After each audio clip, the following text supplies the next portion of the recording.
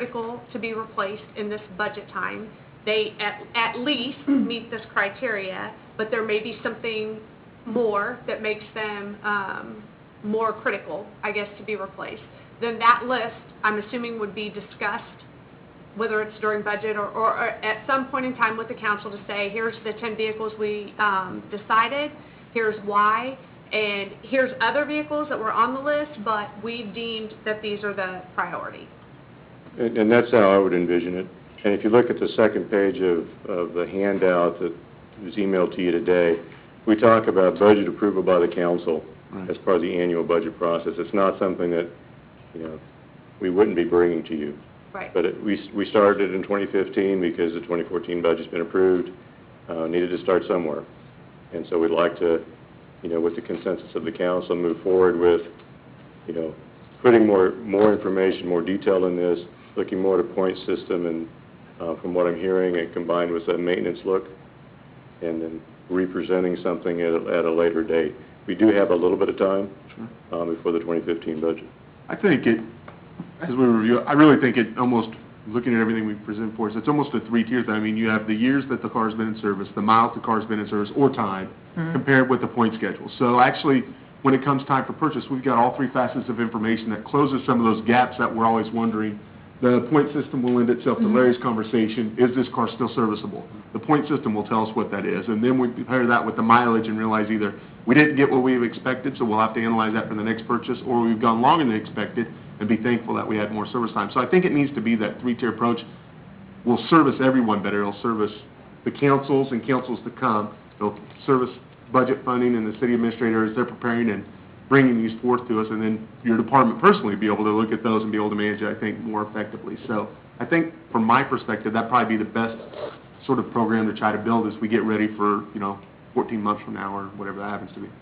Yeah, and taking back to Heath's most recent comment, it is really truly a cost-benefit decision, and that's where I am in agreement with Larry, is that if we can get some benefit out of it with minimal cost and not, and at the end of the cycle be in a position where we haven't lost anything in the equation, I think we should move in that direction. I do like the shared fund idea, but I would really like to see, again, there's a fine line between needs and wants, and I think that's where a lot of cities get into the trap of, well, we have this equipment where it's going to come to the end of life of service as we believe, and let's see what we can get in the budget to be able to handle that plus an additional. I'm a little wary of that approach. If we do have a shared fund, I want it to be a hard fund. In other words, anything above and beyond that is going to have to come with a serious justification to council to make a move on a purchase. So when you put together that number, it needs to be a good number, a good solid number that we can work with. And we're going to build it in and even those budgeted expenditures have to come before us for review, but anything above and beyond that, it better have a really good reason. Thanks, Brian. Yes, thank you, Brian. Thank you for this work. May I like to offer a couple of Please. Comments on and some considerations that I want to make sure as we look at this that we're real careful with. When we have kind of the subject matter experts, the departments that are making the recommendations or the assessment of the vehicles and the services that they need from those vehicles, there's something that the city has to really be careful with and that we want to be mindful of, and that's kind of our whole risk management piece.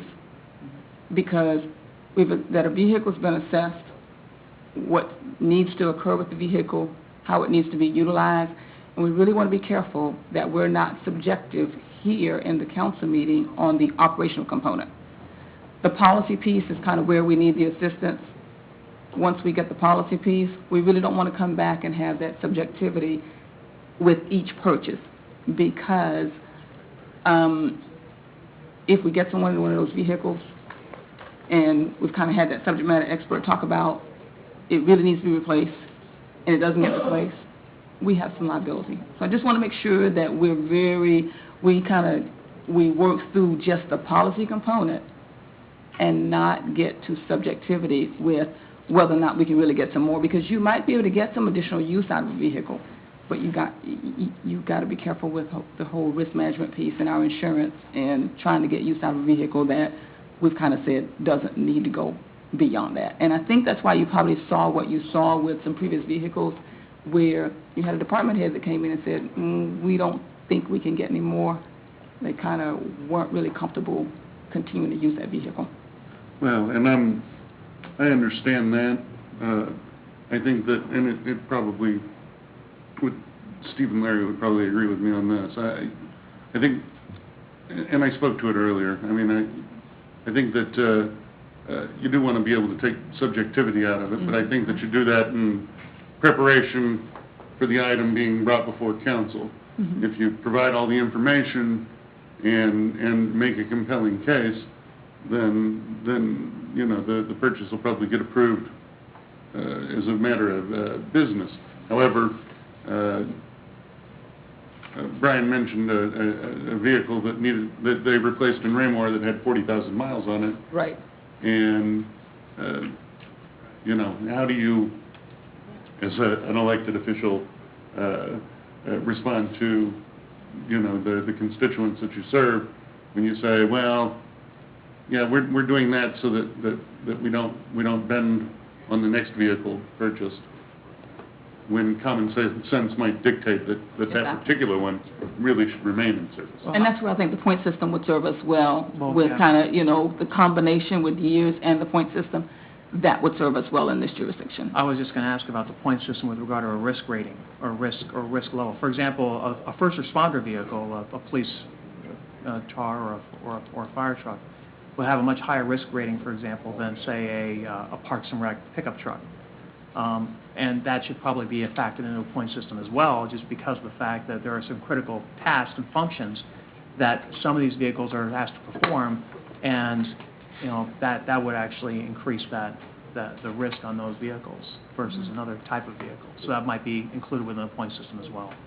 The other thing that I would like to see included, and I know that you're kind of assessing the need for every vehicle, but, you know, one of the things that I think we overlook is the loss of productivity and operational costs associated with it. So, for instance, if we had just enough vehicles for meter readers, which we've all heard a lot about lately, and one of those vehicles goes down, then you're paying somebody probably to be paired up with somebody else. So I think there's a lot of things that go into this, and I don't believe, from a council perspective, that it's my job to analyze every single one of those. I think that it's your job as a department director to say, if I have this much money allotted, and between all of you determine this is the best spend of this money and this is why. I mean, that's my opinion. But you do have the authority and the responsibility to approve expenditures over $15,000, which is every vehicle we purchase. I agree, and all I'm So- saying is this, to me, starts the foundation for some sort of consistency in that, and giving them the tools to be able to bring things forward, as well as us the tools to be able to evaluate. Where we haven't really had that before. Make the action forms much more clear for them to put together when they come back. This is exactly it, and Brian stands there and says, this is exactly why we brought it together today, and that's why we planned on it for this year. Do you feel like you've got the kind of information that you need from council to? Very much, I think I got good direction. Very good. Anybody else have questions for Brian or other members of staff? It's a good start, Brian. Yeah. I like this. Appreciate it. Brian, thanks a lot. Thank you. And we'll go ahead and recess for 20 minutes. Because we can't start that city council meeting early. It's been advertised, notified. Thanks.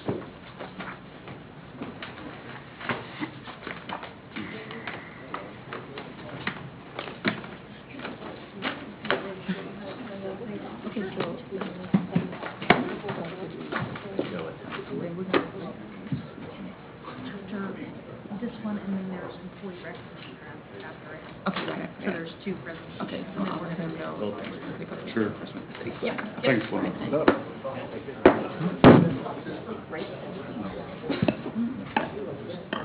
session starting at 6 on this vehicle.